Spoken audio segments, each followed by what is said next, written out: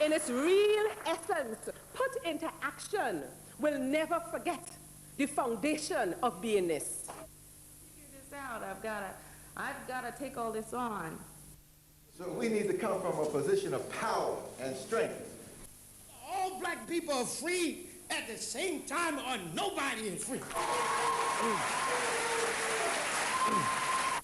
Get people to believe in the myth, to buy into that myth.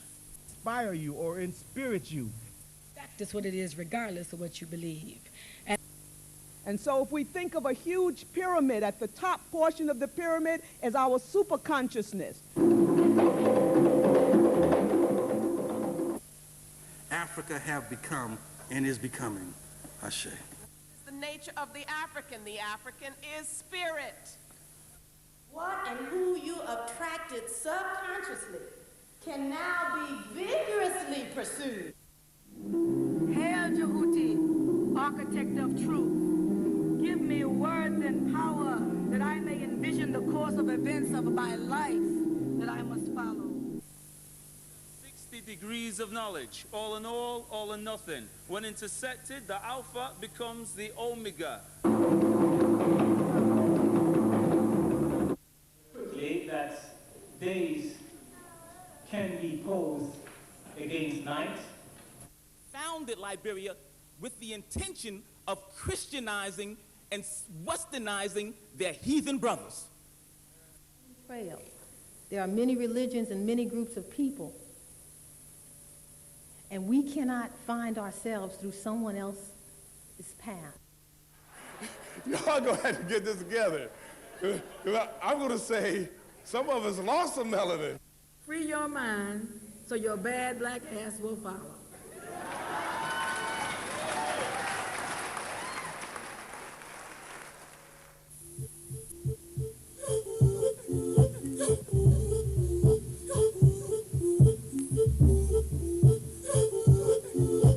Come together, whether you be Islamic, whether you be Christian, whether you be of Rastafarian, whether you be Hindu, whatever you may be, we all believe and understand, for our people have said, never said there is not a God.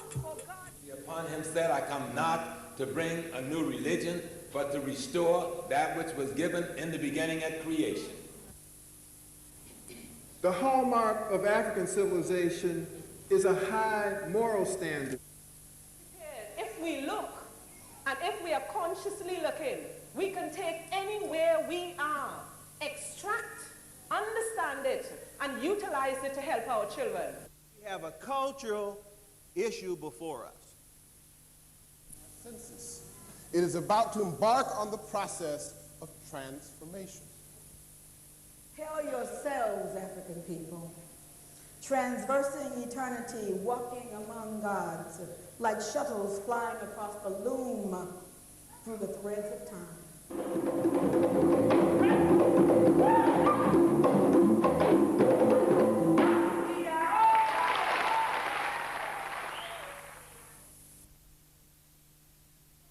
Dr. Newton has done, as you know, fantastic works in terms of chemical dependency and rehabilitation.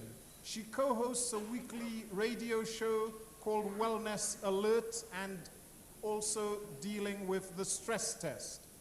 As well as that, in terms of not only the academic end, but the real involvement with African peoples, Dr. Newton has been installed as Queen Mother and recently elevated in status to Divisional Chief in Ghana, West Africa, Agogo region of the Ashanti. She is the only female in 600 years of Ashanti culture to be given the title of Dompia Hene, a chief in the royal Ashanti lineage. Oi!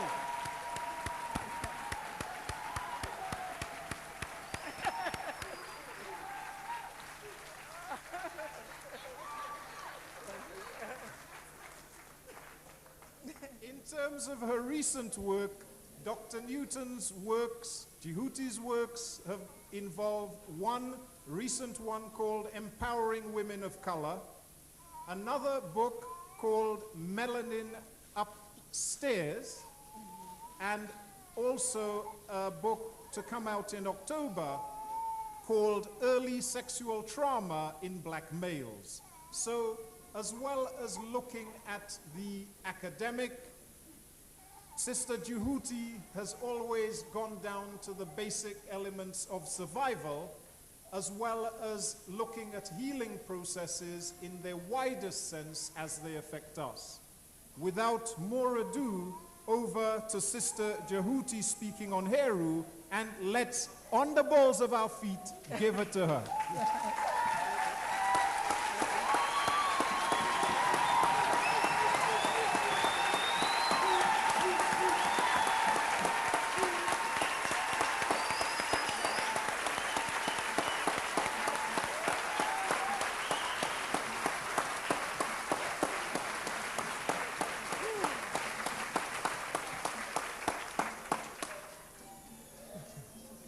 Madasi. And yes, it The music that you are hearing was on loan to me from my brother Hunter Adams, dealing with Afro-Caribbean sound, which I think is so appropriate for today as we close. First of all, while it is playing, let me state that I am indeed honored to be here. This is my 4th time that you guys have invited me back, and I'm just grateful. Thank you so much. Thank you. Thank you. I love you too, very much. I think before I start, we need to give the organizers their just due. Don't hold it back, you all, because this has been a wonderful and glorious experience. Please give it up for the organizers of this conference.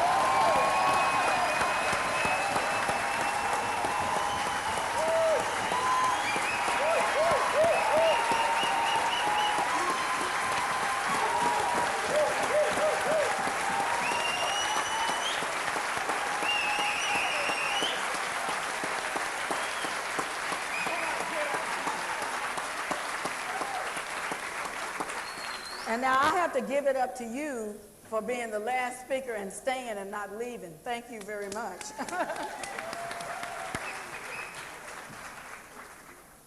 It's always very hard to do this kind of thing after you've come behind so many illustrious people.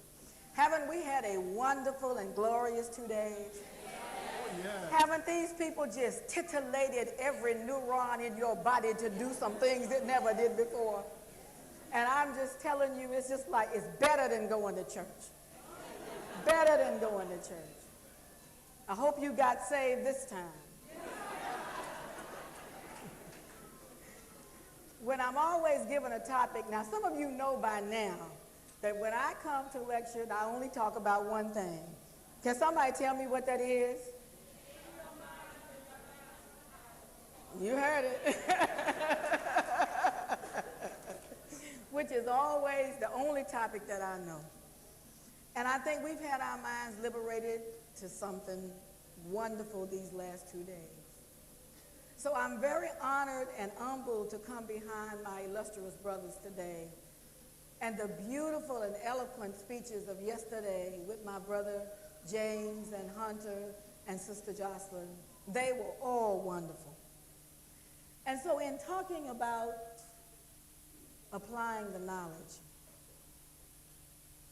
I'm always reminded that in order to apply something, you have to first know who you are to make the application.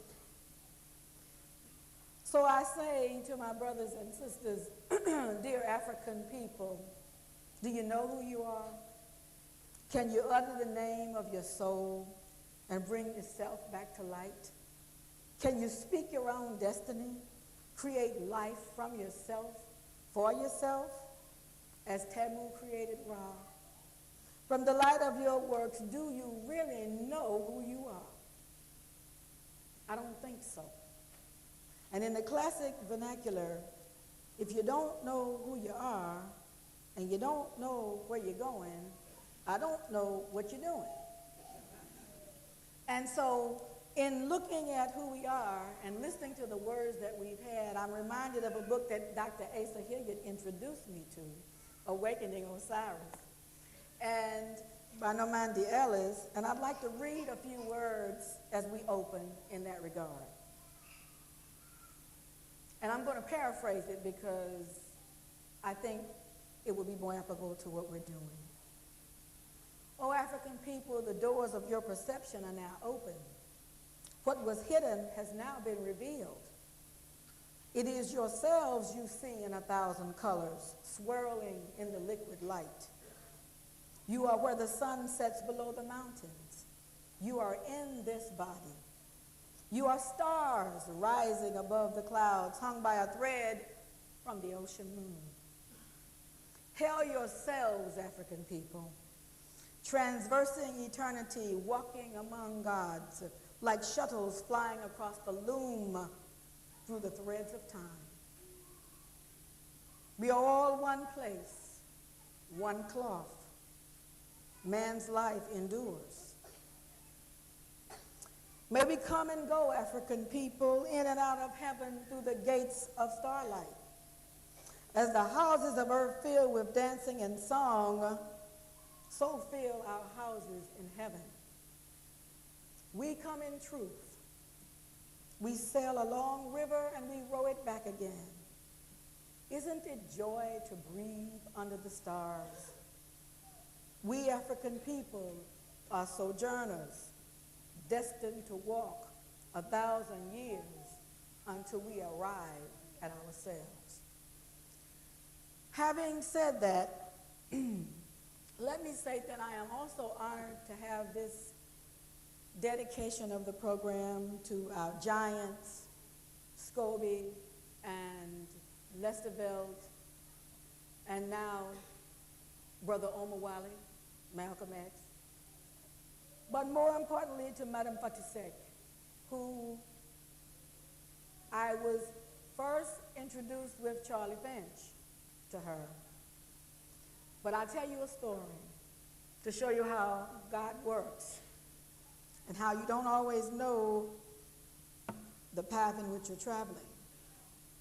In 1981, I was in Martinique at a conference sponsored by the Caribbean Federation for Mental Health. While I was there, I saw a movie in French called Healing Postpartum Depression by Traditional Medicine.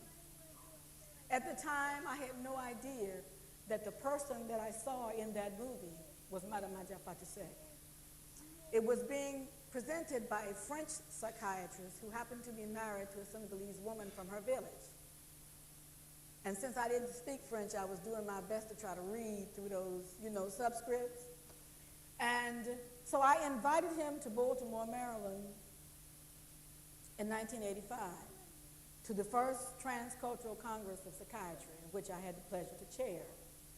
We had 600 psychiatrists from 5 different countries with simultaneous translation. He came and gave the movie, and I, of course, was working, so I didn't get to see it. So when I finally met Mame Fatisek was in Washington, D.C., when she had come over on a tour that had been arranged by Sister Sarah and in conjunction with Dr. Finch. So in the middle of the presentation of meeting her, I didn't speak Wolof. I still don't very well, but I do a little bit now. She came and she grabbed my hands. And you know how people are shaking people's hands, when you go to a function when it's over? And she pushed the people to the side and grabbed my hand, and she was just holding my hand and shaking my hand. And I'm like, oh, Lord, what is this woman doing? Because I didn't know what she was saying. She could have been calling me anything. I didn't know. And I'm like trying to get away because I'm like feeling uncomfortable. Uncomfortable because of my traditional European education, and I'm supposed to be so enlightened. Very uncomfortable. Why is this woman holding me? Finally, her interpreter said, she says she's touched the hands of a healer. And she wants you to come and see her. And I went, oh yeah? Okay, cool. Okay. Because I thought she was saying something else entirely different. And I will not tell you what that was. And so Years later, maybe a year or two later, we had brought Charlie Finch to Baltimore to lecture on the medical contributions of Africans to science and medicine, contributions of Africans to science and medicine at Hopkins. So at the end of the session, we all came over to my house, and there was about 10 doctors in there. Everybody was talking about leaving medicine. By the way, I quit every day. I want you to know that. I've been quitting the practice of medicine every day for 20 years. And in the process, he said, oh, by the way, you know, my doctor said you should come to Senegal. I'm like, yeah, right. You know, and I said, well, I got a trip going to Egypt and to Kemet, and I don't have any money. You know, the classical negative stuff that we say, because we find money to do whatever we want to do. But that wasn't a priority. So he came back again. He had gone back and come back. He was doing his research, some of which he presented today with the traditional healers of the rare people. And he called me from D.C. He said, you got to come to Senegal. And I'm like, why? He said, Mom Fatasek says it's a matter of life and death. I went, oh, shit. That's exactly what I said. Because I'm like, oh, God, I don't have any money. What am I going to do? So it just so happens I had been in Memphis giving a lecture. And at that lecture happened to be a woman attorney who needed a psychiatrist to serve as an expert witness in a case in, of all places, Mississippi. Now, when she called me, she said when she had come to this melanin conference, she'd heard me speak, and she needed a psychiatrist, and would I be the one? I said, I may be the one, but not in Mississippi, baby. No way, Jose. And so I wasn't going to no Mississippi, okay, make it very clear. And so she said, we'll come to you. And I went, oh, you will? And she said, when can you come? And then I named all the reasons that I couldn't do it, even after she said she'd come to me.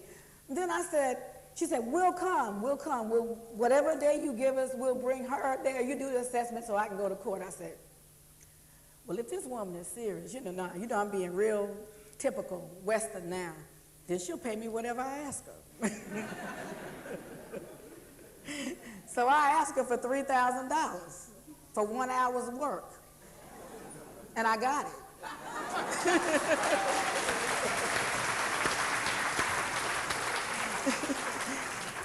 And on my way to Egypt, to Kemet, I just happened to drop by Air Freak with some of that money and bought me an airplane ticket to Senegal. Went to Senegal, and she remembered me. I was surprised. And when she did the reading, she said, you are in danger. And she proceeded to give me a litany of the ways in which I was in danger, all the way down to my business partners with whom I was in practice with, and began to describe these people whom she had never seen. And I'm like, oh, mercy. You know, what am I going to do? She saw that I had been wearing some silver pieces from Kemet, and she told the interpreter to tell me that I had to have some special silver made. Had to be made exclusively for me for the purpose of protection. So it had to be a certain weight and a certain this and a certain that. Very complicated African history, African mathematics, African cosmology, you know, the works, like Dr. Hillian and all the others have talked about. So I went to Sumajim Market and was there doing the usual tourist thing in Dakar, and heard this voice calling me. Now, I didn't know anybody that I knew was still living. Shakanta Duke was dead, and I wasn't sure I knew anybody that was still living in Senegal, so I thought I was having an active and viable hallucination. Now, for a psychiatrist, that's a very traumatic experience. And so I'm looking, and here's this brother who had lived in Silver Springs, Maryland, who had come home because his father had gotten ill. And he said, come to my shop, come to my shop, come to my shop. So I go to his shop, and guess what he is? A silversmith. And so I'm looking at all this little silver, and I'm going, yeah, you know, like this. So I said, yeah, because Mom Pontiac said, I got to get this silver. And he said, wait a minute, whoa, stop. He said, you can't look at this silver. If you're going to get something made from Mom Pontiac, you can't. This is for everybody else.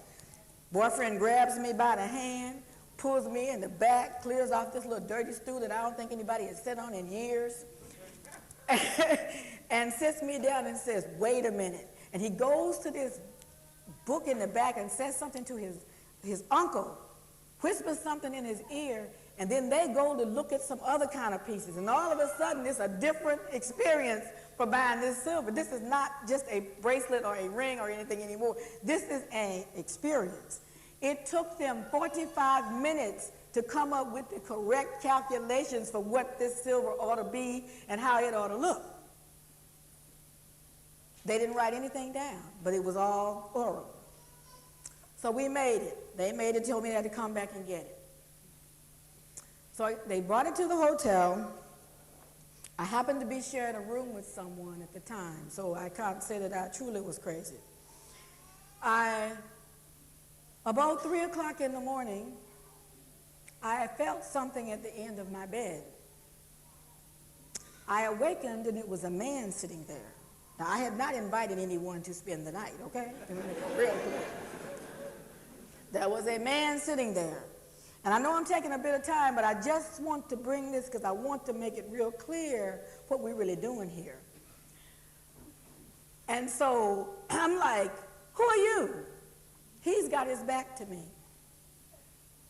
And I'm looking at this man, and he doesn't quite look like a man now. It's something shivering, and I'm like, oh, you have lost it now.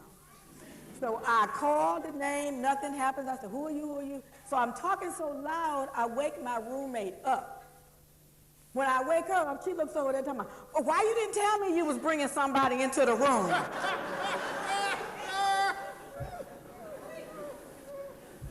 And I gave her a few choice lips about this is not bringing nobody in the room. This is the devil in here. I'm going back to my good fundamentalist Christian teaching. By this time, girlfriend is you know who in the back of the bed at the headboard, rocking from side to side, praying that this thing will leave. But I couldn't be too crazy because she could see it too. She had been to synagogue more times than I and spent a couple of years with Mom Patricia. I was new to this, okay? So she said, when did you have your reading? I said, I had my reading today. Well, what did she say? I said, it's none of your business what she said. Now, mind you, the thing is still sitting here. And she said, well, why don't you, did she give you a rap? And a rap is what Dr. Finch was talking about earlier, like equivalent to the nettas, equivalent to the orishas, the deities. I said, yeah. She said, well, do you know the name? I said, yeah, I know the name. She said, well, why don't you call the name? I said, like the commercial with Mikey? I said, I ain't gonna call it, you call it. Like Mikey, I'm not gonna eat it, you eat it. And so as I started to call the name, she said, well, I don't think he's going anywhere until you call the name. She said, what did you need a rod for? I said, for protection. She said, look at it, Pat. Look at it good. Was a warrior with a sword. In the right hand, one arm out, head pulled back. And so when I started to call the name, it turned and looked at me and smiled. By this time, I'm close to peeing on myself. I mean, I'm getting real, okay? We can talk all this mystical stuff if we want to, but when it happens, boy, you are scared to death.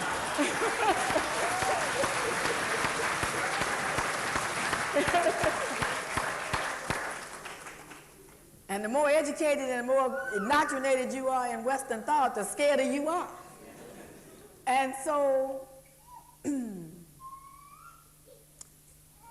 I didn't know what to do. I said to her, what do I do now?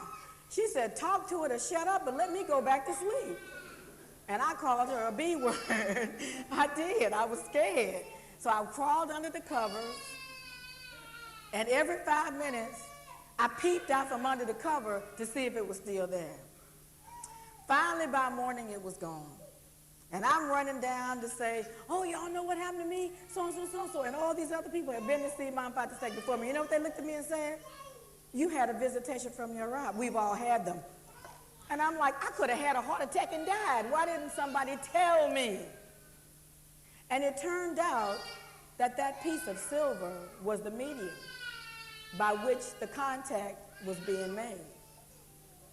Not so mystical after all when we think about how energies attract. And you know, yesterday we spent a lot of time talking about energies. I may never get to these overheads. Talking about energies. And we know that our African ancestors knew the properties of elements. They knew what each of these metals were used for and how they could be best harnessed to serve a function. High science, long before Europe came into existence. And I recalled later on in Baltimore when I was working late one night, procrastinating, had something to need to get out, waited to the last minute. You all know that story. Been there, done that. And had to go to the downtown post office in Baltimore at midnight. Now, the downtown post office in Baltimore is in the hood, okay? Let me make it real clear. It's in the real hood. It is not any place you want to be with anybody at midnight, but least of all alone as a female. And so as I drove up in the parking lot, and I needed to go inside and put it inside the little thing, it was about 10 minutes to 12. These three brothers were standing on the corner. And you know you can feel danger, don't you? You can feel it if you process right. And I said, oh my God. But this was something that somebody needed for a special procedure that they had to have at another hospital. And I said, oh God, I got to get this out. And I started to pray. Now let me say something. The visitation came, and I retrospectively remember that each time that I've had this experience, there's a distinctive odor that appears. The aura of the odor, whether I can see or not, there's a presence that you feel and there's an odor. I smelled the odor, but I never saw a thing. All I know is when I got as close as to where that young man is sitting right there in that green jacket, that is green, right? And that green jacket, I don't know what these brothers saw. I don't want to know, okay? All I know is they booked. They ran as fast as they could, and I turned around and I said, thank you, God Almighty, He, She, Mother, Father. Thank you. I don't even care what this is. I got it, though.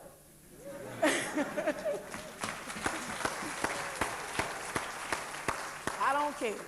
And so I'm saying that because I'm not psychotic. Matter of fact, I treat people who are. I'm not some fly-by-night with no credentials. I have more degrees than most people that I know. I'm not some erudite airhead who doesn't know what they're talking about. So that when somebody who is fairly well-grounded, I can be sometimes as earthy as you can get, but who's fairly well-grounded begins to have these kinds of experiences, you know the power of our people. That is why I ask us, do we know who we are? Because I don't think we do know who we are. Because if we knew who we were, we would be about the business of doing business instead of trying to do each other in. We would really be doing that. There would be no need for us to keep reinventing the wheel. And every time I've come to this conference, I see a lot of energetic minds, but I hear people asking the same questions over and over and over again who've been here. Now, what am I saying? I'm saying, what have you learned? You see, I get the impression, because I've been back to England a couple of times, that these are wonderful experiences when you come to the conferences, that these stimulate you and motivate you, and for 3 seconds, you ready to fight the power, ready to fight. But 3 hours later, you talking to me? What? Can't get you to do, as the old people say, doodly squat. Can't get you to do anything. It's almost like I come for my juice, for my fix, now that I'm no longer, picking up the other stuff. I come for the fix, and I go back and keep doing the same thing over and over and over again.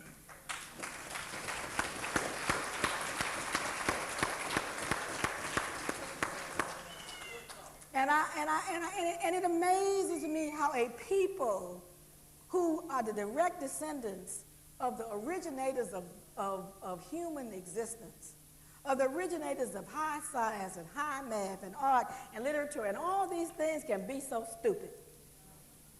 It's amazing. I think it must take an inordinate amount of energy to be this dumb. Because only a fool keeps doing something the same way over and over again and knows it's not working. So it makes me wonder, and it's not just true in the UK. It's true in America, the United States. It's true all over, and it makes me wonder what is going on. And I've talked this over with Hunter Adams and with Brother Smalls about post-traumatic slavery syndrome. This is a remnant of, this is a manifestation of post-traumatic slavery syndrome, where we still do not know the full effects that have been carried over and over, a generational, intergenerational, of what the trauma was to a psychic and a soma and a spiritual existence.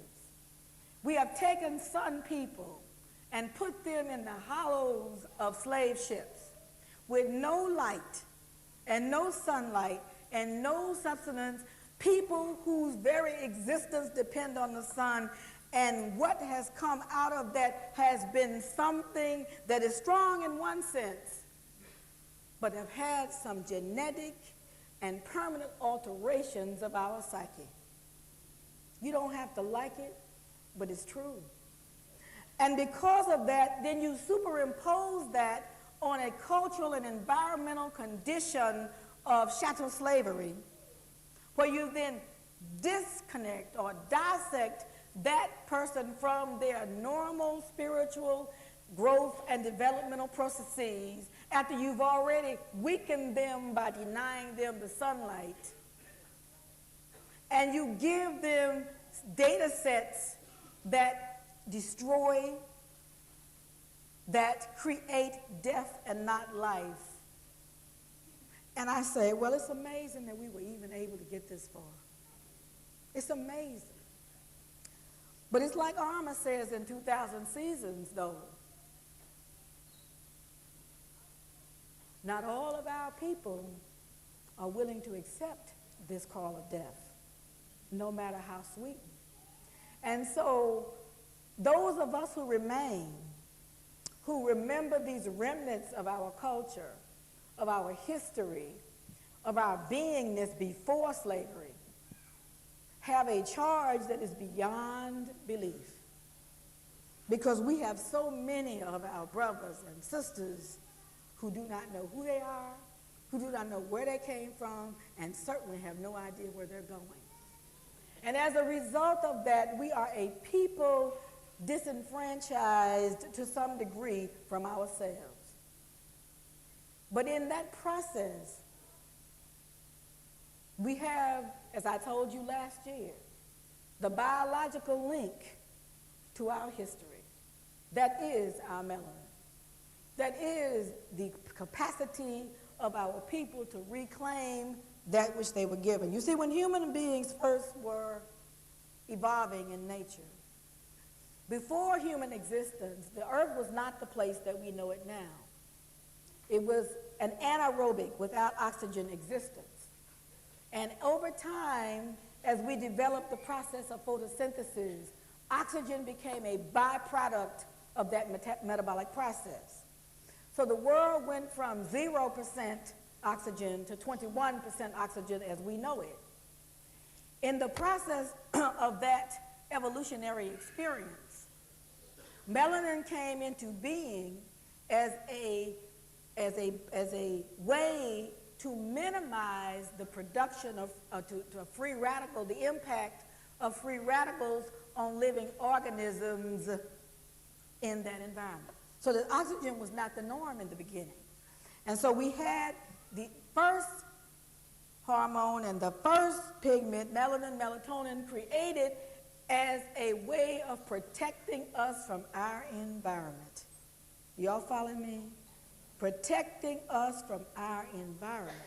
So that when you deprive the organisms of sunlight, what you are essentially doing is depriving them of a process that is necessary and integrally related to their survival. So we have no idea what genetic manifestations took place on our people in those slave ships. We have no idea. The Jewish people claim in some of their research that the Holocaust experience can be traced into 3 and 4 and 5 generations of their people. 2 and 3 generations of their people. If it can be done on such a short period of time, what the heck do you think is happening to us? What do you think is happening to us? But nobody in the scientific community, and definitely not in the psychiatric community, and definitely not in the psychological community of the larger system, wants to address the effect that that had, and then coupled with chattel slavery, on the overall integrity of the African organism. Nobody wants to address that. You can have post-traumatic trauma syndrome after the Vietnam War. You can have post-trauma syndrome after one Holocaust. You can have post-trauma syndrome after you run off a bridge, post-traumatic stress, but you can't have it after slavery? That's ludicrous. That is absolutely insane. And so I'm saying that to say the reason, I'm going to let y'all off lightly, that you come to these conferences and you don't do nothing when you leave is because you're just suffering from post-trauma slavery syndrome. It's a sickness, though. And so as a part and parcel of that sickness,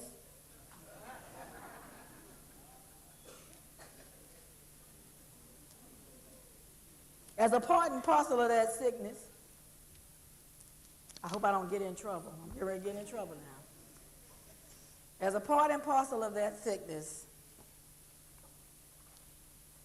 most people associate anything around African spirituality with Jesus and Martin Luther King. Well, we shall overcome. The question is, overcome what? And so when we look at this situation, we have a number of variables that impact upon our lives. Now, this is not anything in deference to Jesus and Martin Luther King. I'm just saying that that is the extent of our understanding of our spirituality. So when we talk about spirituality, we come at it with a real confused state. And we talk about applying it in some mystical magic fashion. As long as we give enough money at the collection plate to keep the church going. As long as we make sure that we talk about everybody that we know and go to church on Sunday and get absolved of our sins. As long as we keep going to churches and worshiping white deities. As long as we, I don't even want to say it. So that, I'll get back to it, don't worry. So that we spend a good deal of our time whenever we start discussing our history procrastinating.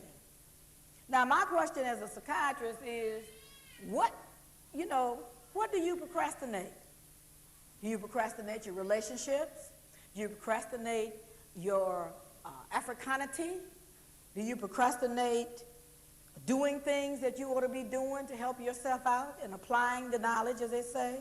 Why do you procrastinate? Why do you procrastinate, people? Well, because it's easy. Because it's what? Confused. I know. Why do you procrastinate? Nobody over here procrastinates. I didn't say nothing. Fear. Fear? What about laziness?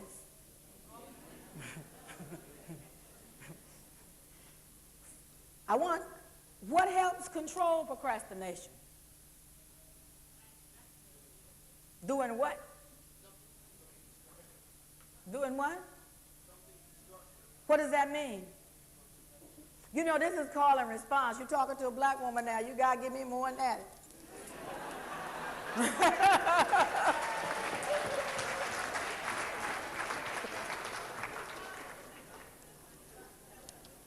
What instruction?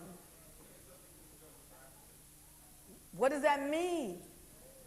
No, I'm not trying to be difficult. I'm attempting to make a point about the definitions and the things that we say and how we say it. What does that mean?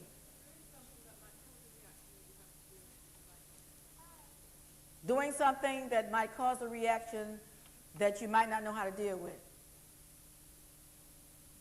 Okay, give me an example. This is class, huh?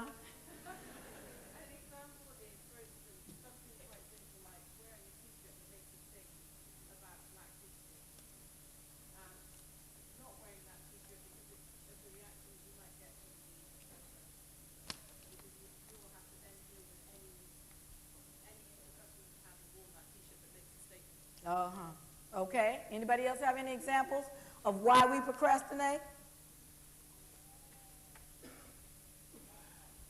No one in Manchester and the UK procrastinates. This is wonderful. Because we don't have no direction. You don't have any direction. Don't know how to do. You don't know how to get up in the morning and wash your face and. No. Let me tell you the point I'm making. We procrastinate out of habit. Because we can get away with stuff as long as we can get away with it until we get in trouble and then we run like crazy.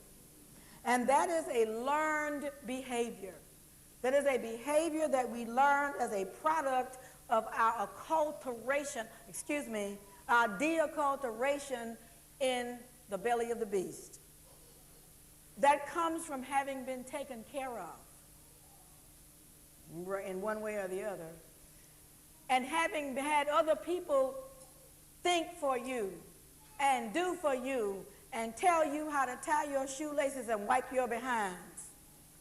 That's what it comes from. It comes from the habit of never assuming in this life responsibility for ourselves. That's what it comes from. And we don't assume responsibility of ourselves because of what this sister said, fear.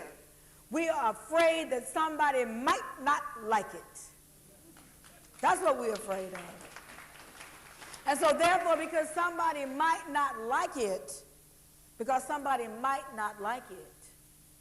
we tend to wait until the 11th hour to do anything, including save our black selves. That's the problem. And so that we communicate in a vague and nondescript way. The process of communication, as defined by the Eurocentric Dictionary, is to share and to participate, to have a connection or passage from one to another, to have or hold or interchange or intercourse of thoughts, to give or give and receive information, signals and messages in any way as by talk, by gestures, by writing, to impart to another, to give to another as a partaker, to make known generally something intangible, opinions, news, facts, to admit to the sacraments of the church, to administer to communion, to share and participate. Our ancestors, and Dr. Hilliard made it very clear when he talked about the word. The word and the communication process is a spiritual process. So we talk about how do we communicate. Well, there's nonverbal communication as mother to child. That's a way of communicating. The mother, even when the baby is in utero, there are signals and messages and hormones and neurotransmitters, and when she's frightened, it's frightened. And so when you have an environment where you're constantly under siege and you're constantly being threatened, and then you superimpose that with alcohol and drugs, carried by a genetic memory of being in that slave ship, no wonder our children come out misdirected and misguided. Unfortunately for us, we don't understand that process. We think that if we just do the right thing, as defined by I'm not sure, that these babies will be okay. We want to know why our children are having difficulty is that we have not allowed ourselves to first come to terms with the fact that we are all suffering from post-trauma slavery syndrome, and until we can heal that process, we are not going to heal ourselves as a people. We are not. We're going to be constantly fledging and constantly looking for somebody else to show us the way. And what's being shown to us is the way to die. And we are doing it fantastically, because you know our black folk can do anything better than anybody else. Mercy. There are other ways of communicating. The new high technology today has listed a form of communication where you don't have to have cash anymore. You can come up and put your card, it has your ID number on it, and you can just go right on and get your little money and go on and spend, and just have a good old time. We have a whole new society now where you can use your credit card to pay for taxis. You can use your credit card to buy food. You can use your credit card to go to the bank to buy your prescriptions. And all of that is communicating data sets to your enemies. All of that is a new method of communication that you've not considered. And that gives your enemies a reading pattern of your behavioral norms, your socialization, that's now data setted in by your zip codes, your buying patterns, your surveys, and we got you in checkmate.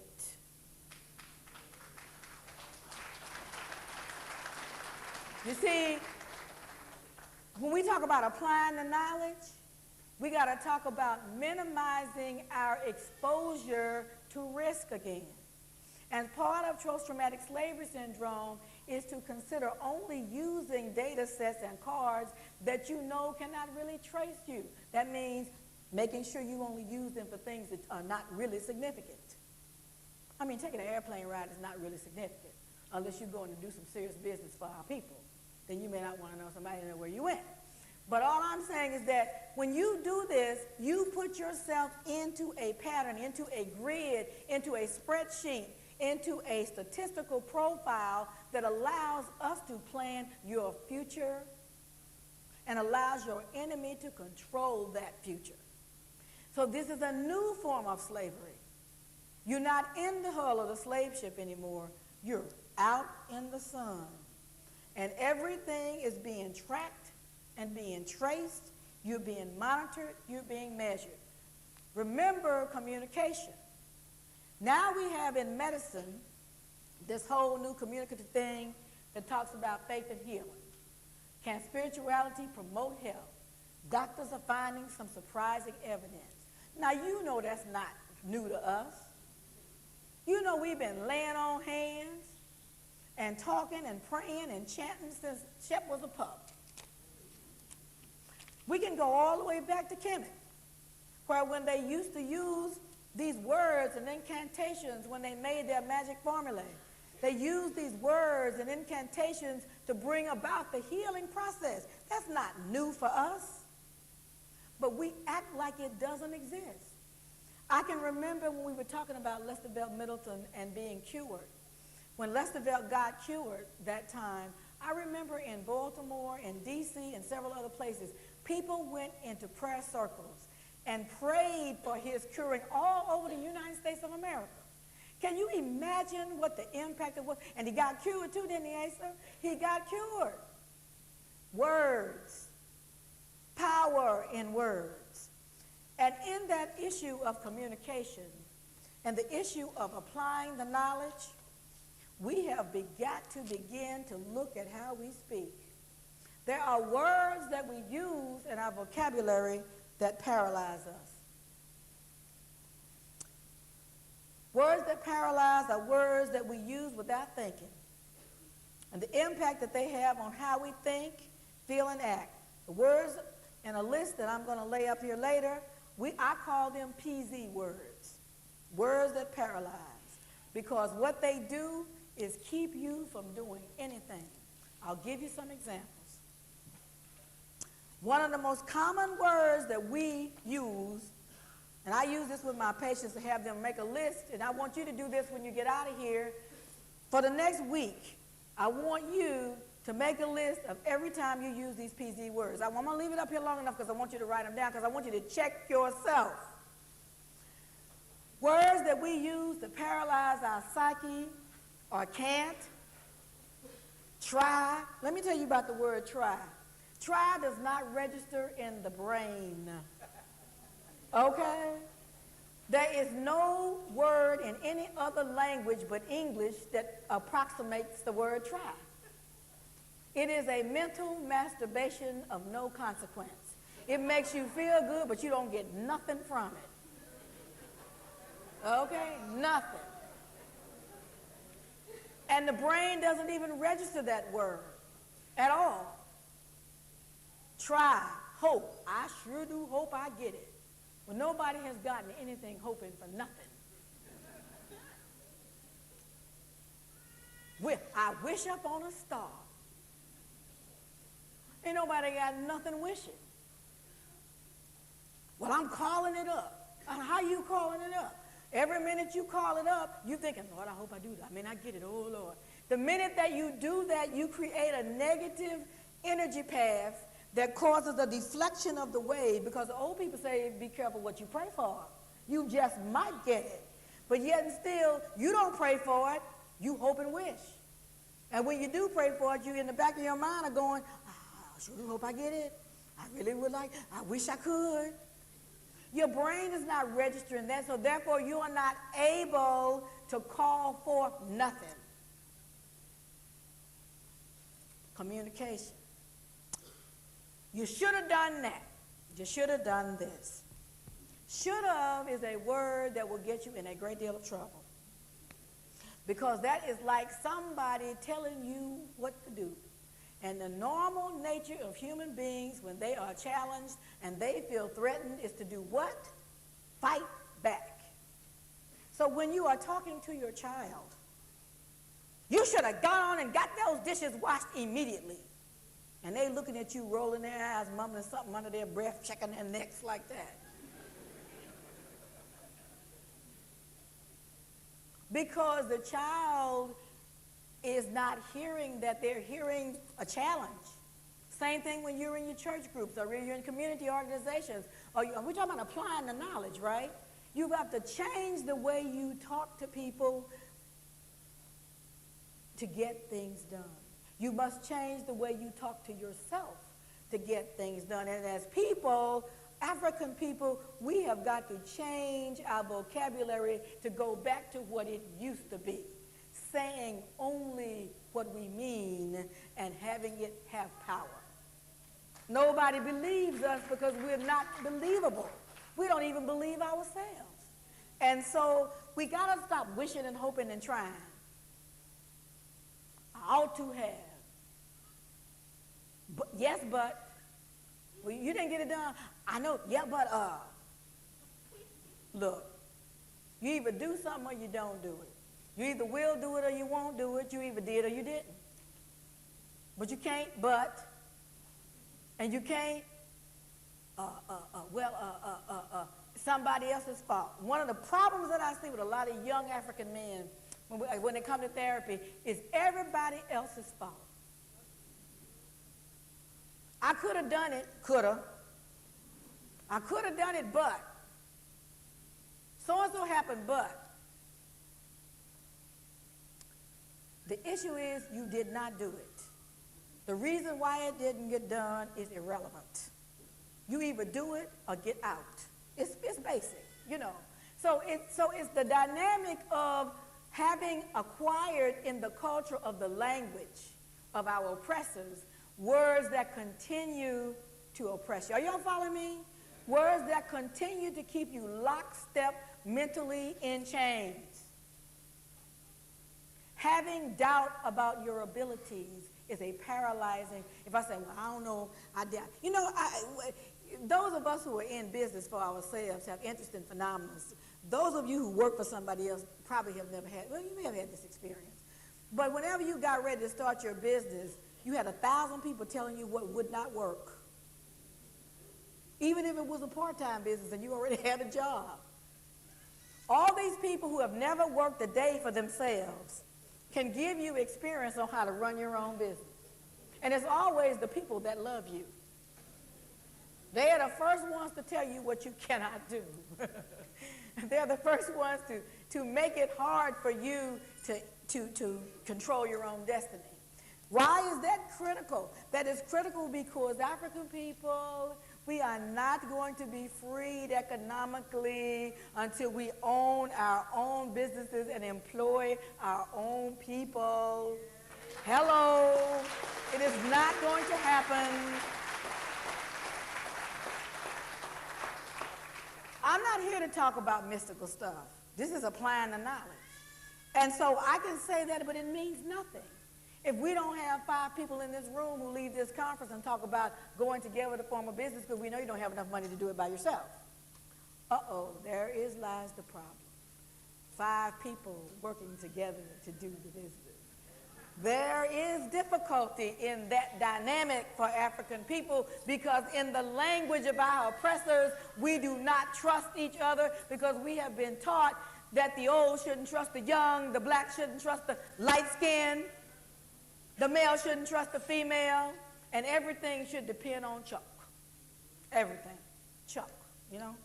And so the dynamic becomes is that while we know in our left brain, we know there are clear facts that we can say from day to day, like night follows day, 1, 2, 3, 4, that everything out here is designed without you in mind.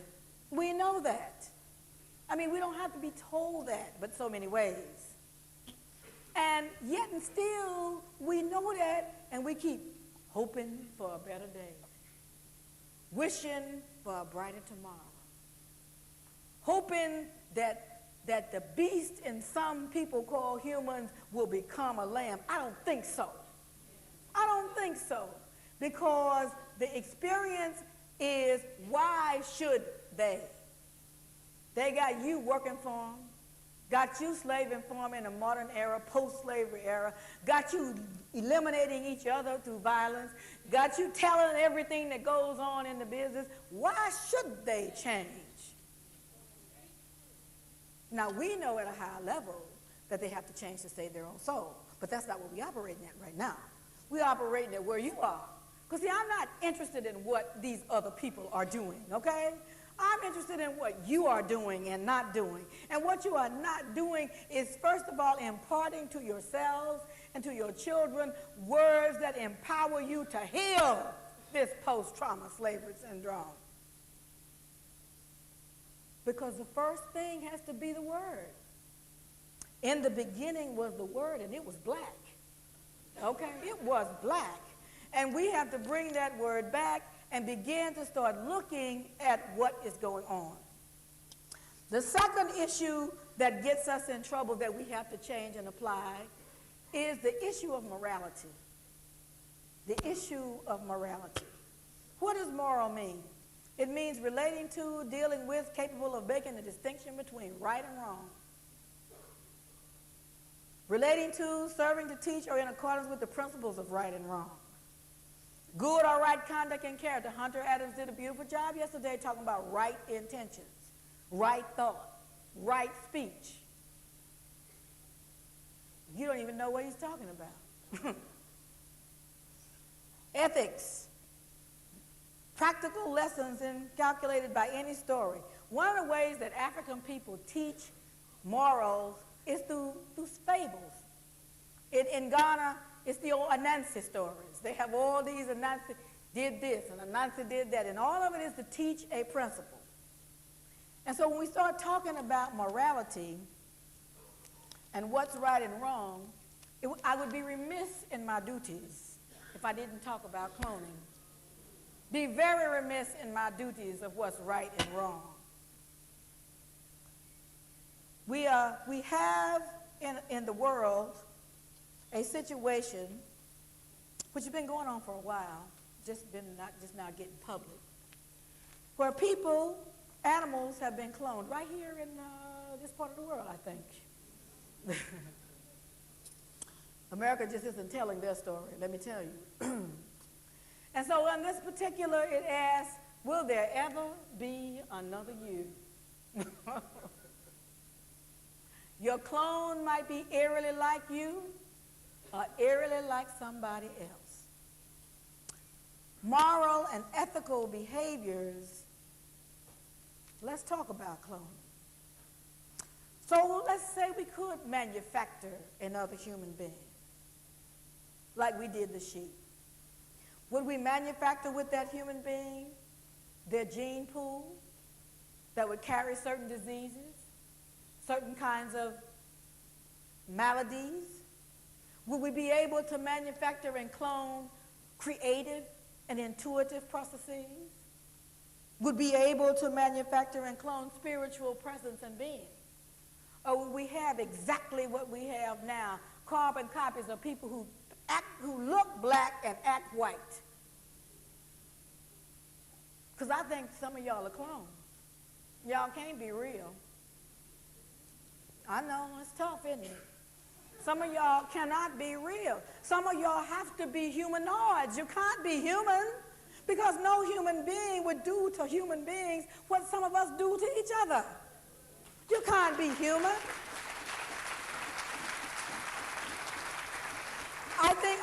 I think what I'm looking at is genetic mutations, Hunter, perhaps, from the theme. I think we have to be looking at that because you can't be acting as a human being as cruel. I mean, we are cruel even down to the pettiest of levels. You go to the supermarket and say you have an African clerk slinging your stuff at you, acting like they don't want to be there, looking at you going,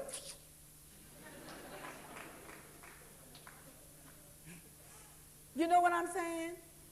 Or you go down to the shopping center and the mother is talking to the child like the child is coming up from the dregs of hell, calling the baby all out of the name. Oh my God, it's disgusting. It's disgusting. And I'm talking about communication now, and I'm talking about applying the knowledge. The knowledge and wisdom of your ancestors cannot manifest themselves in that kind of behavior. Every word that you say, every utterance has to be authoritative and spiritually accurate. If it is anything less than that, you are not doing as you have been instructed genetically to do. You have now co-opted and mastered an oppressive language style, an oppressive thinking style that guarantees and ensures your continual enslavement. And you call that progress. Like the sister said earlier today from Zimbabwe. She said, I'm still talking about Bismarck and all these other folk. And I don't know nothing about my people. Because part of the enslaving process is to communicate to Africans on the continent in a way that is likened to business administration 101, the carrot and the stick phenomena. I bring you food and goodies in exchange for clubbing you with false information. So that is exactly what's going on. So that in the dynamic of communication is the ability of the oppressor and the need for the oppressor to maintain dominance and to create in you a language style that is devoid of that of your ancestors so that you do not understand and comprehend the words of empowerment to get you up out of this mess. Y'all are quiet. I'm just talking rhetoric. Let me move on. So that when we saw this, I should have style. I've done this slide 3 or 4 times here because this is a favorite slide of mine. And so that long before cloning, there was this whole issue of creating artificial life. And everything starts with the African, even in the thing, in the Osarian position, the position of arising, with the so-called computer chip, simulating energy flow, with the melanin molecule, and the DNA helix that Charles Finch talked about, and the Medunetta reads, I am a child of God, therefore I live. What does that mean? That means that somewhere in everybody else's knowledge bank is understanding your history, understanding your place in space, understanding who you are and what you are. And now I got this slide from Hunter. Now they're cloning to the point that they've got to have genetics advisory boards to decide what is ethically and morally right to do another sheep or to move over to a baboon. Baboon being synonymous with African, are you with me? And so that when we talk about these issues of right and wrongness, we have to deal with our reality in the context of our understanding of morals and ethics, of our understanding of what is the principles by which nature should evolve. Because let me say this, you're going to be an example one way or the other. If you do the right thing, you'll be an example of what to do. If you do the wrong thing, you'll be an example of what not to do. But you're going to serve a purpose despite your bad self and despite your ignorance. You're going to serve that purpose. And so when we talk about life forces, and I talked to you earlier about the sun, our ancestors grew in an environment of the sun. We come from the sun because we understand the life of the sun. People got mad at Leonard Jeffries and other folk when they talked about the ice people and the sun people. People got upset and called the man a racist. He didn't say nothing racial. He said an absolute fact. Some people evolved in equatorial Africa where the sun is. Others evolved in the hills and caves of Europe. What's wrong with that? That's a fact. And so that when they evolved, there were certain things that biologically that took place. In the process of that evolutionary process, man had certain changes. Some of them included the depigmentation of the skin. But even white people have melanin, folks. They got to have melanin. They come from you. So you can't get all stupid up here. And so you have to deal with things that are correct. But also in that process of evolution, one has to ask oneself, is that when we had the development of other variations on the original theme, did we, in the context of that development, lose certain characteristics that include spirituality? That's a question that has never been answered scientifically that I know of. But I'm sure some of you young master's thesis people can do that. In the context of that sun, we have the rays that come down, and there is a color spectrum of those waves that respond to the various wavelengths in the universe. Those wavelengths also respond to various aspects in our bodies. Is that backwards? No.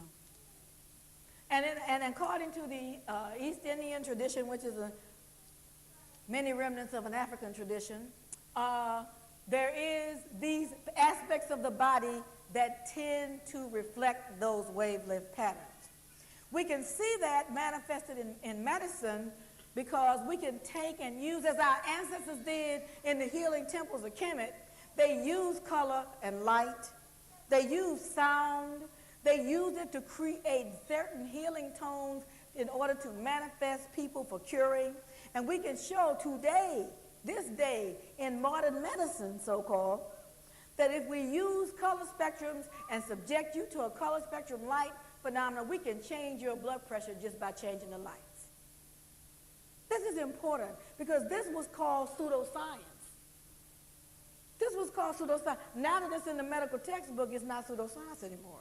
But it was in existence 2500 BC or better. And so in that changing of the sunlight, we have coming, the light now comes through the eye. I had a pointer here, I don't know what I did with it, and hits the cerebellum, the cerebral cortex, goes down into the pineal gland that everybody told us was a remnant. I don't know what I did with mine. That pineal gland then, which is not a remnant, which has been called like the seat of the soul, that pineal gland, which controls melatonin production, then has an effect on every organ system in your body. Now, I talked about this a little last year, but I'm continuing it because we can never say enough about our blackness. Never.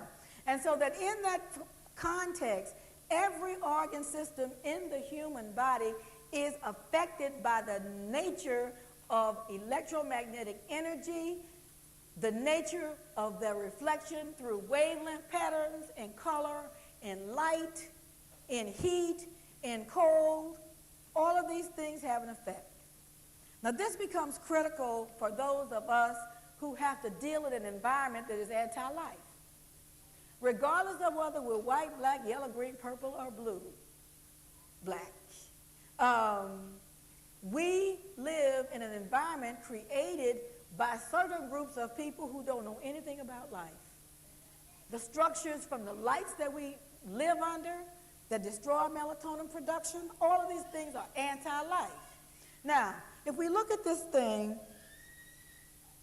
we see that when an organism is first born, I'm talking about humans now, well, animals in general, that the melatonin levels are very, very high. Then as puberty sets in, they make a drop. This is an important drop because it allows the secondary sex hormones to be released so that you can become man and woman that we can all see. And then it stays stationary for a part of your adult years, and then that makes a drop. As a matter of fact, the aging process itself is directly related to the drop and decrease in melatonin production. They've been showing in animals, in mice, that if you give them melatonin in their drinking water at night, not only will they not age, they'll also live longer. Now, this is important because, is this mine? What happened to mine? Am I lose yours too? This is very, very important because as we look at our immune system, particularly in the era of AIDS, that the amount of circulating T cells or lymphocytes in the body that protect our immune system is directly related to the amount of circulating melatonin. This is very critical because it can be shown that the lower the melatonin, the more likely you are to get cancer, the more likely you are to get degenerative diseases, the more likely you are to be infertile, the more likely you are to die, basically. Now, we need the sunlight and we need the darkness to make this system work because melanin and melatonin are hormones that get released during the time of the evening. They work in consort with serotonin, which tends to be a hormone from the daytime. Now, the peak melatonin secretion period is about 2, 3 o'clock in the morning when you're supposed to be asleep. Okay? So that people who do shift work, particularly African people who do shift work at night, have a real difficulty. And we'll talk about that. So that the peak rise in melatonin has to be during that time period. And if it does not occur, you become more subject to colds, to urinary tract infections, to a number of common illnesses that we see and think nothing about. But when we say, oh yeah, I just run my system down, my immune system is down, we don't know what we're saying is our melatonin levels are down. And then so being down, it makes us vulnerable to attack. Vulnerable to attack. Now then, superimpose that on the fact that most of the things that have been newly created in our environment are anti-melatonin. The music we hear, the lights we work under, the food we eat, the people we sleep with. Mercy. Some of them are anti-life. And because your melanin and melanin molecule is just such accommodating, it just grabs and holds on and just loves everything, that over time, that may have a deleterious effect. Now, if we look at electromagnetic fields, Hunter Adams made a statement earlier about electromagnetic fields. And what we can show is that electromagnetic fields, which are minute sort of electrons, electric things going around, little bitties, that they're so low level that for a long time in science, people didn't think they had any effect upon human organisms. We certainly know now that children who live in houses near power lines and transformers have a higher incidence of childhood leukemia. We certainly can trace a higher incidence of infertility in women who live near where power lines and transducers are located. But we don't deal with that. And we live in areas that tend to be highly industrialized, overly polluted, in proximity of many chemicals that get dumped somewhere near where we live. I can remember thinking about all the politicians get on the air and say, this new factory is going to create jobs for our people. It's going to kill them too, so they'll never collect their insurance benefits. And so one of the things that happens is that everything that we do in our lives, because we are ignorant of our information, has a deleterious effect. There's an Ethiopian proverb that says, advise him and counsel him. If he does not listen, let adversity teach him. And so what is happening is that adversity is teaching us. We have the highest incidence of cancer, the highest incidence of leukemias in children, the highest incidence of hypertension, of diabetes, of all these curable kinds of diseases, largely because of our lifestyle. Not because of our genetics, but because of our lifestyle. If you have alcoholism in your family and you never take a drink, screw the gene, you're never going to be an alcoholic. It's basic. So because of the lifestyle, we are predisposed to certain conditions. And because many of us are not empowered with where we live, with enough money to deal with where we live, we got to learn how to make some changes in our lives. So right in our own homes, we are in dangerous. For example, one of the most dangerous places to live and work is in your kitchen. Your kitchen is a potential time bomb waiting to go off. You have a microwave. Yeah, the microwave oven is protected against the microwave, but not against the EMFs that it emits. So you're in there cooking. You got the microwave heating up the what you call the pasta for the kids, or whatever that little frozen stuff is you put in there. You're at the electric stove that is cooking. The dishwasher is on. Creates enormous amount of electromagnetic, and you really literally are in an electromagnetic field surge. You are. Now granted, we need these conveniences. But if you go and wash the dishes in the dishwasher, go out of the kitchen. Wash the dishes when you leave home, not while you're in there. Then you put your children in front of the color TV, because we got money now, we don't do black and white. Okay? And the child sits there for inordinate periods of time in front of the TV set, picking up all, not only the subliminal stuff that's going on and teaching them how to be crazy, but then all these other electromagnetic field energies that are coming in from that TV that are affecting melatonin secretion in your child. Who knows yet what the long-term effects are going to be, since we already have established that black people watch more television than any other group, all the other groups combined. We watch more by ourselves than anybody else. So since, who knows, we've never had any scientists, we don't have any doctors, we don't have any research looking at black children and the effect that this has upon them and their survival curves, or whether or not it predisposes them for some other kind of illness. And so we have an enormous amount of risk factors. Y'all don't have to take notes. You can buy this in the book upstairs. The risk factors for melatonin deprivation. Aging is a risk factor. Well, we all got to get old, so we can't do anything about that. Exposure to pollution. How many of us live in very polluted areas? Intensive exercise. Let me talk about that for a minute. There's an old saying that says, no pain, no gain. Let me tell you something. If your muscles start to hurt in large measure when you are exercising, you are destroying muscle tissue. It's already been established that low-impact exercise is as equally effective for conditioning of the body, weight loss, and all these things as any high-impact aerobics can do. Walking 3-4 times a week is better than doing aerobics for the body and the cardiovascular system. So if you start to hurting, what happens is that you are creating free radicals. You're creating free radicals. Free radicals occur when we have unpaired electrons. Most of the electron system. There's a nucleus. There's the ring that the electron floats around. You know, I'm trying to be basic here. I don't need to do that probably with this group. But when it's unpaired, it's like a wild child running. And that wild child runs and causes damage to the human organism. When it does that, it destroys melatonin or it reduces melatonin levels. Smoking does that, people. Smoking does that, people.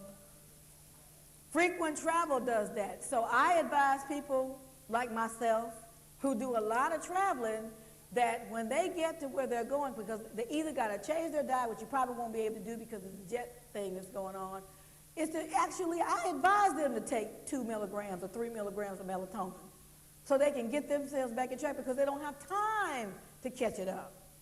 And most medications that we give for hypertension, diabetes, arthritis, the very things that we're treating also reduce it. How do you know that it's being reduced? You get sick. You have memory problems. You have mood disturbances. Now, let me just talk about for a minute as we move, because this is something that comes up. Caffeine, I know. I got 15 minutes. Is that all? Ooh.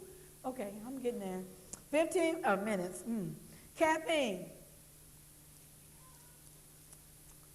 How many cups of coffee a day do you drink? Good. Because caffeine is notorious for lowering melatonin production. Now, these are applied knowledge. You can stop drinking caffeine. We're talking about just a simple everyday thing. We're not talking about nothing magical here. My lecture is not to be magical. My lecture is to make practical sense. And you can stop drinking caffeine sodas.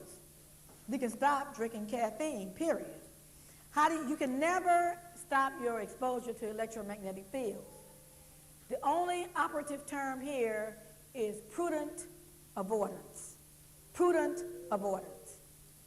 Computers are now a part of our existence. You cannot, when you set up your computers in your offices and in your homes, people, the most EMFs come from the sides and from the back. They don't come from the monitor. It comes from the side and from the back. You need to put that computer either preferably not near where anybody's got to be walking and back up and standing and talking to you. Preferably at a window or at a wall, and make sure the wall is too close to the wall because it'll bounce back on you. But I'm serious. The computers, the sides and the back of computers are notoriously bad. Same thing happens when you, and I'm going to show you later how to do this, when you put your light, most of you have read in bed. Lights over your head in bed are a death trap. Y'all quiet. I know I'm getting to you. You do not put lights over the top of your head in bed. First of all, they're either fluorescent, which is also threatening. This destroys, and let me tell you, not only why it destroys melanin, it changes the energy flow. Yesterday you talked a lot about energy. We got to talk about energy in the context of our biochemistry. And so that changes the flow. You do not do that. You do not allow yourself, and if you are working in an environment where you have to have lights, see if you can get an environment where you can get some incandescent lights, or you are working somewhere near a window where the sun can help you counteract some of the effects of that light. So how do we protect against free radicals? We stop smoking, we avoid pollutants, we stop radiation, we minimize stress as best we can. We eat light, especially late at night, and we avoid injury, because when you have injuries, you also have free radical production. And Asa, today somebody talked about the blood cell just knowing where to go. It knows where to go because of melanin. It is a melanin-mediated system that sends that blood cell back down into that marrow to replicate. And if that system is altered by your diet, by your environment, it doesn't work. That's how it goes. That's how it knows where to go. That's exactly how it knows. Now, I'm not going to have time to get into the diet aspects of it, but let me just say for you briefly that you need to make sure your diet consists of these following vitamins: A, E, C, beta-carotene. These are antioxidants. A, E, C, and beta-carotene. They need to be included in your diet. This is applied knowledge from the ancestors. Some of the foods that have these vitamins in them are listed above. I'm not going to be able to go into all this because we're running out of time. B6 you need in your diet. You need zinc, you need selenium.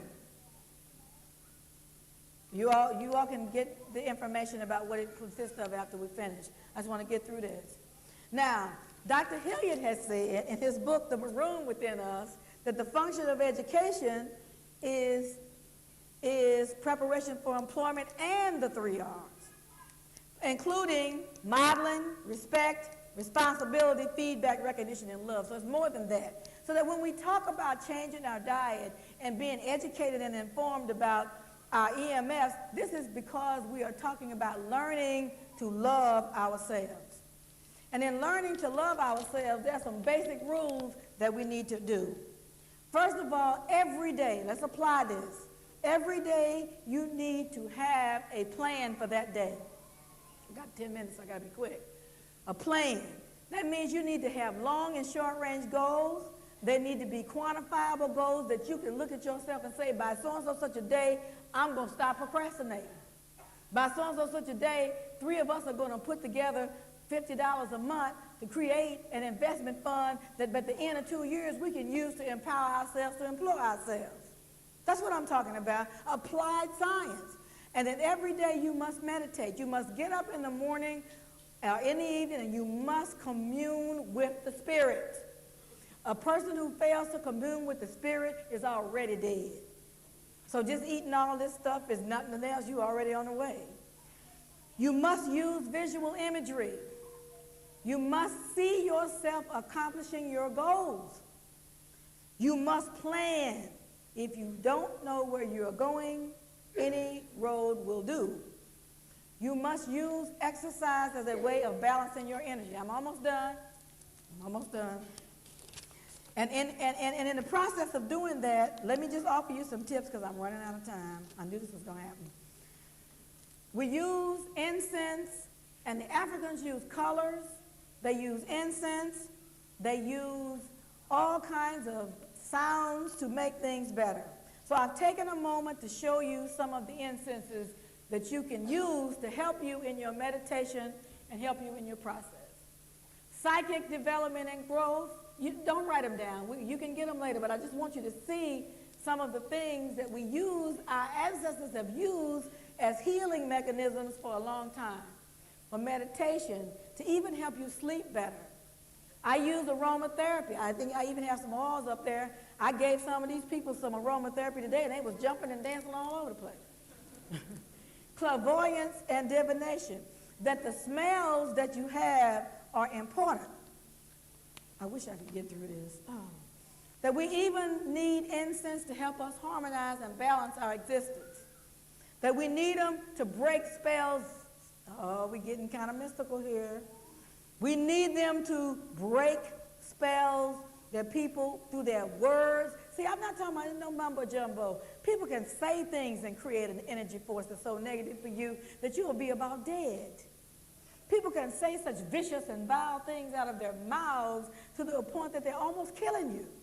And so in your meditations, you need to learn how to avoid these things. We need things for renewal. Most people ask me, can you show me something for money? Our African ancestors had it for money too, babe. They may not have called it that. But money and good luck and longevity and overcoming opposition, and most importantly, oh, my brothers and sisters, for love. You need some for love. So, what am I doing? I'm just taking you quickly through these to show you that we have all of these things available to us. Now, I got to stop for a minute because I know I'm almost out of time. And I have to do this. You can't let me leave without doing this. When we started talking about energy flow encompasses itself in a circle. That circle is like the beginning of life. We have systems like the oracles of Ifa, the I Ching, and all these things that talk about yin yang, that talk about energy. Let me say to you that there is a so-called Chinese science that's out now that's called feng shui. But it's not, but let me back it up. It was created at the time of Futsi. Futsi was an African who was the first king of China. I want you to understand what is going on here. And Feng Shui is important because it deals with how you structure your living environment to survive. You all familiar with the science? Y'all know all about it? Oh. But it's based upon the principles of yin yang. I just got it to you. Y'all got to let me do this, please. I got to. Can't let you go without this. And looking at this whole yin yang system is based upon the African system of numbering that now has been converted to a Chinese numbering system. But in that, oh, this is backwards. In the African system of numbering, in the grid, you have the 1, the 3, the 5, and the 7 in the middle, with the 5 being the center of the universe. The 9 is at the top, and these have polar directions that have to do with where the energy comes from. And also they relate to the so-called 5 elements of that system, which include fire, wind, water, and all these things. Now, why am I saying that? Because in this system, they have calculated out for each year where you can expect difficulties. And so that when you build your houses and do things, you know what to do. Now, this is 1997. The 7 symbolizes that we can expect difficulties in our lives coming from the West. Coming from the West. So you can look now and see more hurricanes, more earthquakes coming so that they can predict these kinds of things. Now, in that construct of our ancestors, let's talk about shapes. This is important. Shapes carry with them a kind of energy that reflects certain things. For example, square shapes are always the shapes of houses that you should live in. You should never live in a house like this. We can worship in a house like that, but you don't live in a house like that because you have to have a softness of the square to create certain energies. Houses like this are wonderful for meditation, for spiritual things, because they carry fire energy. And that energy is good for short periods of time, for bursting information into you that create you and keep you motivated. Round energies represent metal, and they are better for geodesic domes and things that have to produce electricity and things of that nature. Green energies are better for the tall structures, and water energies for buildings that come like that. Now let that go out horizontally. I've got to get through this quickly. So that when we're looking at energies, we have to look at how things flow. Energy can be perpetual in motion, or it can come in and it can move in and out. Where you place a door in your house is critical. In a situation like this, the energy flows straight through, which means the benefits do not reflect in the house. It goes straight from the window out through the door. In this instance, where you have energy swerving here, where you have no windows, what you get if you work in an office of that type situation is perpetual confusion. Perpetual confusion. Because, see what, it's so critical. I can't even get to this. It's so critical because many of the behaviors that we see being manifested, because we are so close because of our melanin to a linkage system that is spiritual and divine, as well as related to all of this cosmos, that we are actually reflecting some of these things.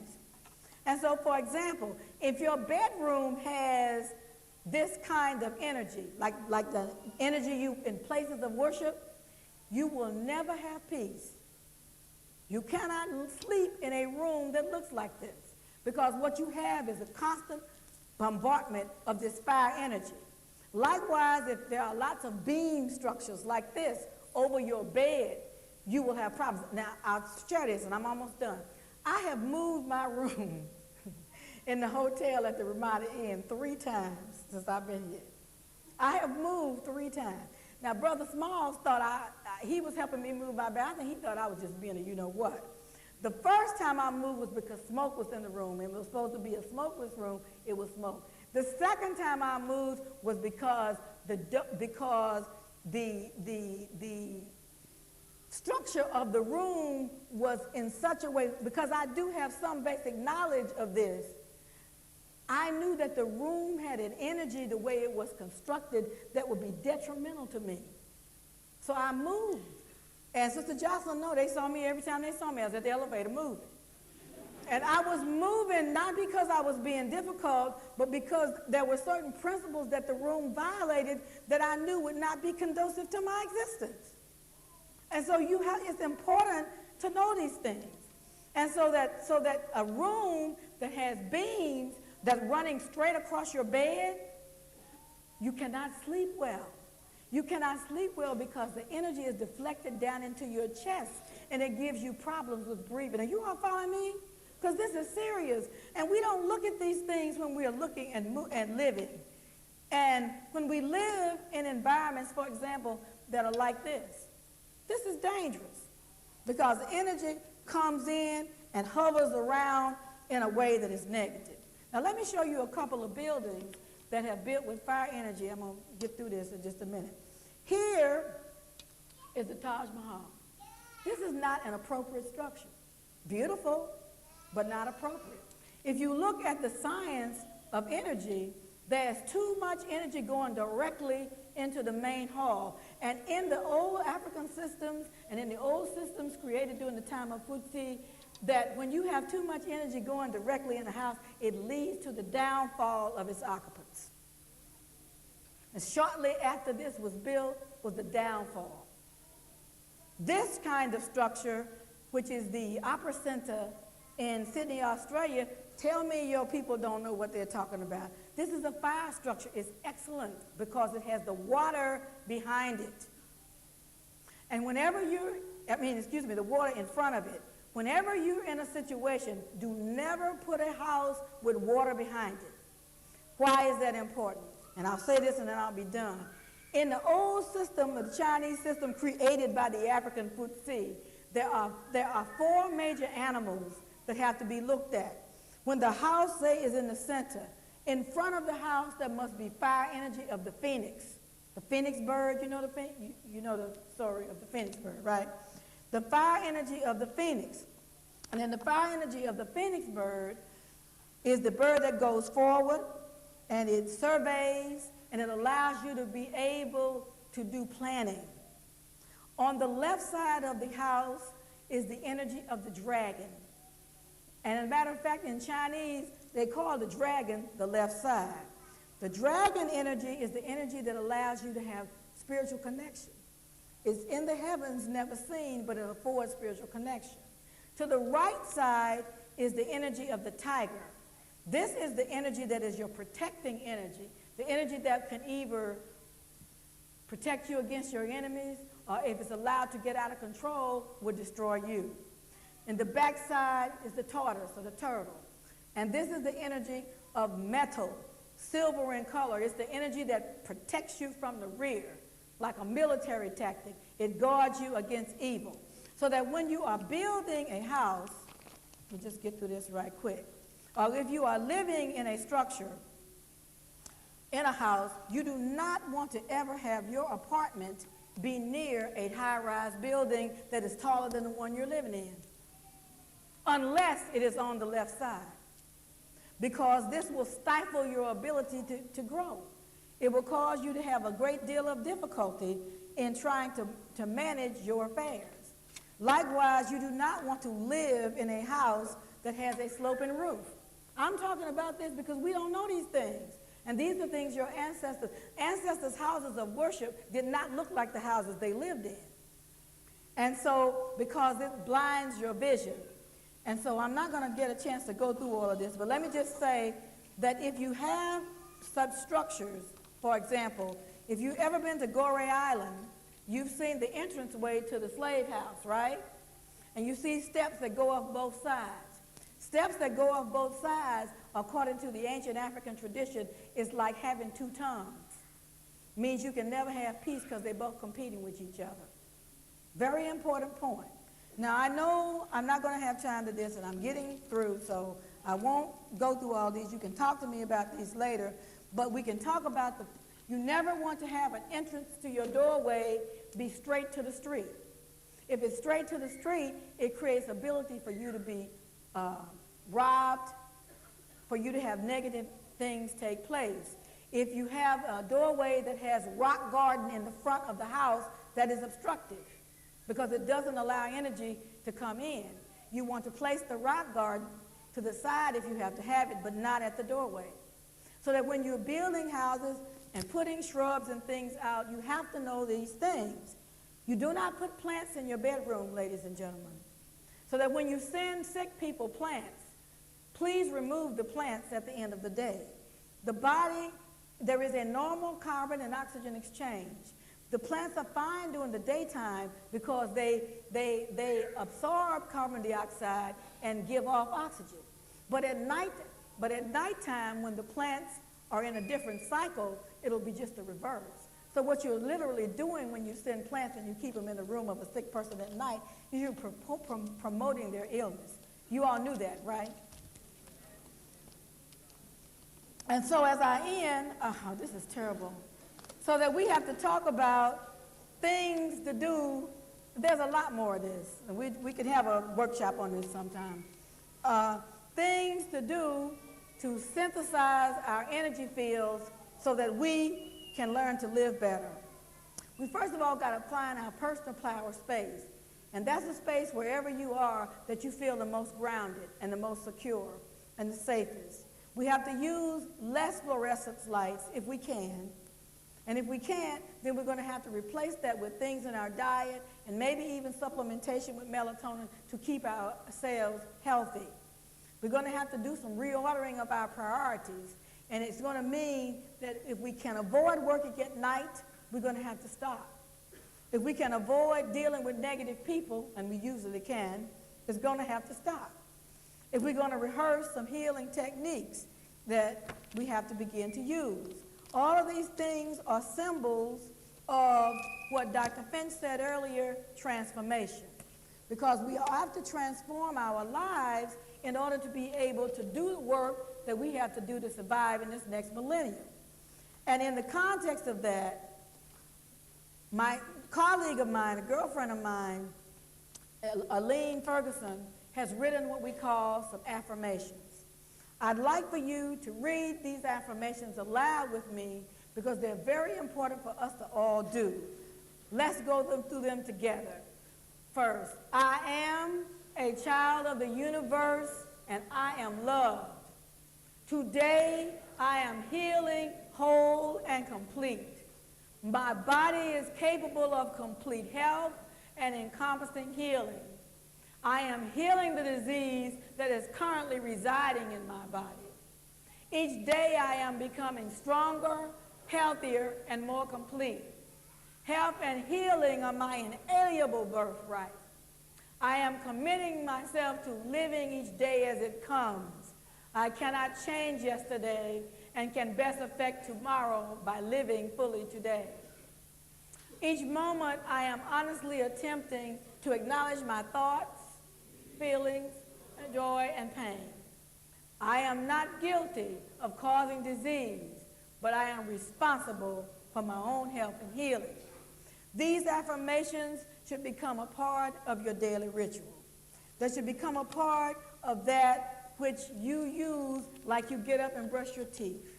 Because in the end, we're talking about giving stability and life and transforming ourselves out of post-traumatic slavery syndrome into a place and space in time where we come into our own destinies. We are talking about learning the principles of life that our ancestors gave to us years ago that we somehow have seemed to forgotten. We're talking about moving to the prescriptions and remedies of our wisdom of our people so that we can no longer continue to destroy ourselves. We are talking about learning and loving and giving of ourselves so that we can have a safer place for our children. We are talking about the fact that if there is no enemy within, the one outside, no matter who he is, can do you harm. That's what we are talking about. And in the end, we are talking about ultimately a spiritual love affair with ourselves. And as I close, I would like to read for you some phrases from Awakening Osiris that I think sums up the totality of what I'm trying to say. The power of myself is moving, my heart and coming into existence. I am myself coming forth, a creature bearing light.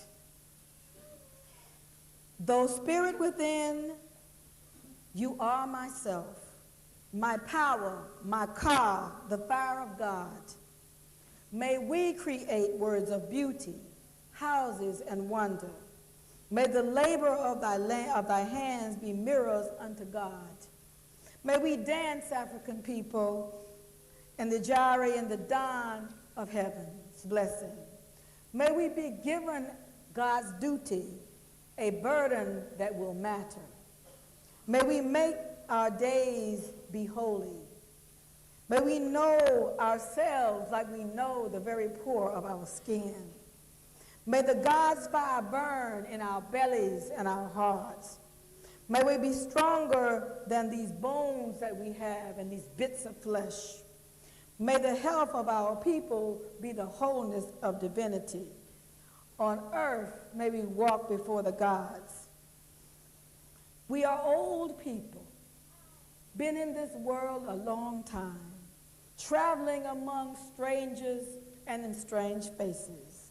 We have prayed in temples, from the plains to the delta, and Heliopolis beneath the crumbling feet of statues. We have found the hearts of stones. We have found them encircled in bronze, ringed all in silver, made of lapis lazuli. It has been inscribed in iron by the God in the God's own hand before the dawn of history, before slavery, before oppression. And it was the book wherein lay the law of the land. It was the secret name of God. And we lay this stone against our hearts so that we might memorize it, that the words might be etched into our very being. Great is the nothingness, the all that is. Who are you, black people? You are the being of the light of creativity and existence. I thank you. May Amen be satisfied.